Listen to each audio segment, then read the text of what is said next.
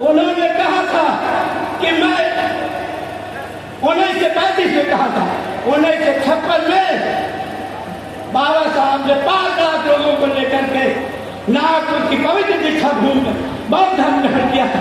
उस बात को आपने माना। अब तक क्या नहीं मांग रहे हो?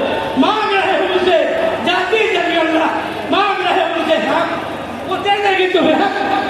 जो व्यवस्था सफेद कपड़ा पहन में उनके हृदय में साफ लोग जाता है, प्रधान नहीं आपको बना सकते, प्रधानमंत्री आपको क्या बना सकते।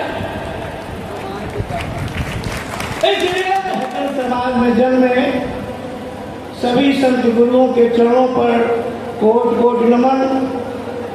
सामाजिक क्रांति के नायकों के चरणों पर कोट कोट नमन। इस देश को संविधान देने वाले,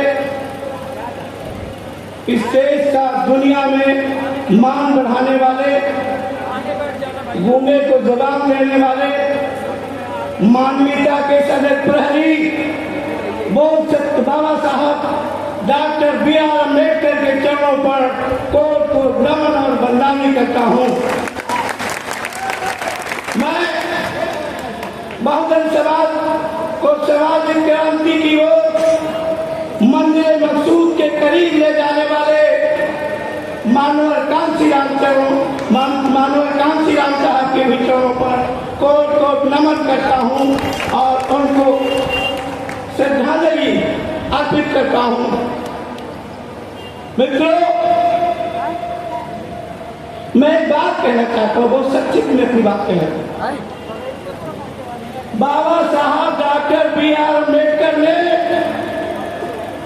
जो कुछ कहा है, जो कुछ आपको बताया है, उसको कभी आपने माना नहीं है।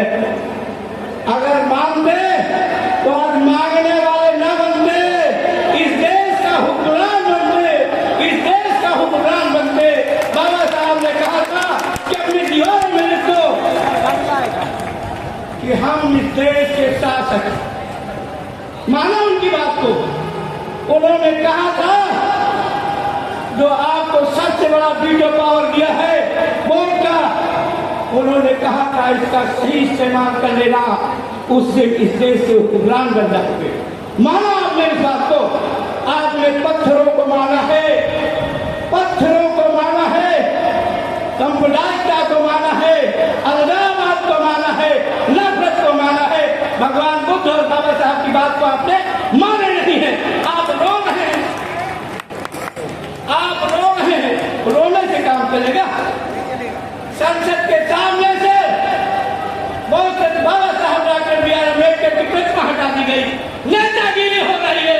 प्रतिमा लगाओ, प्रतिमा लगाओ, किससे मांग रहे हो? अगर तुम में ताकत है तो लगा दो प्रतिमा, कोई नहीं तुम्हें मारे। ये बात नहीं मानी। दूसरी बात ये नहीं मानी, बाबा साहब ने कहा था शिक्षित, उस बात को भी नहीं आपने मानी। बाबा साहब ने कहा था कि मैं हिंदू धर्म में पैदा हुआ, ये मेरे बस की बात नहीं है, किंतु मैं हिंदू रह करके मरूं नहीं, ये मेरे बस की बात है। उन्होंने 1935 में कहा था, उन्होंने कहा था कि मैं 1935 में कहा था, 1956 में बाबा साहब ने 5 लाख लोगों को लेकर के नागपुर की पवित्र दीक्षा भूमि में बौद्ध धर्म ग्रहण किया था। उस बात को आपने माना। अब तक क्या नहीं मांग रहे हो? मांग रहे हो मुझे जाति जनगणना, मांग रहे हो मुझे हक, वो दे देगी तुम्हें हक। जो व्यवस्था सफेद कपड़ा पहन में उनके हृदय में साफ लोग जाता है, प्रधान नहीं आपको बना सकते, प्रधानमंत्री आपको क्या बना सकते। इसलिए अगर कुछ करना है ये नौटंकी करने से कोई फायदा।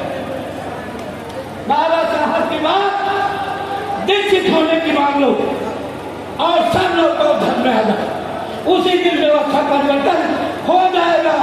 क्यों हो जाएगा? पहली प्रतिज्ञा है, 22 प्रतिज्ञा, पहली प्रतिज्ञा से लेके 22 प्रतिज्ञा को जीवन में उठा लो, उसी दिन व्यवस्था हो जाएगा। ये सब बेकार है। इन्हीं बातों के साथ मैं भिक्षु संघ को हृदय से बंधन करते हुए, बंधानी करते हुए और मंच में बैठे हुए तमाम विधायकों के नेताओं को हृदय से आभार मंगलमंत्री करते हुए मैं अपनी बात को खत्म करूं। सभ्य सत्ता के साथ इस बात को खत्म करता हूं कि बहुत भिक्षु है, हमारी ड्यूटी है सबको मंगल काम करो, दो न करो। सभ्य सत्ता सुखी हो तू, सभ्य हो तू चखे मिलो, सभ्य भद्राण पसंद माँ करती दुख माँ।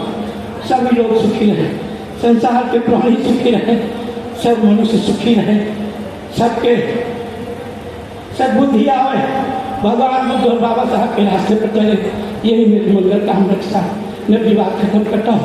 जय भीम, नमो बुद्धाय, जय भारत, जय समाज। बहुत बहुत धन्यवाद धनंजय जी। इस उम्र में भी आपके अंदर जोश है, इस जोश से ये बात आगे होना चाहिए।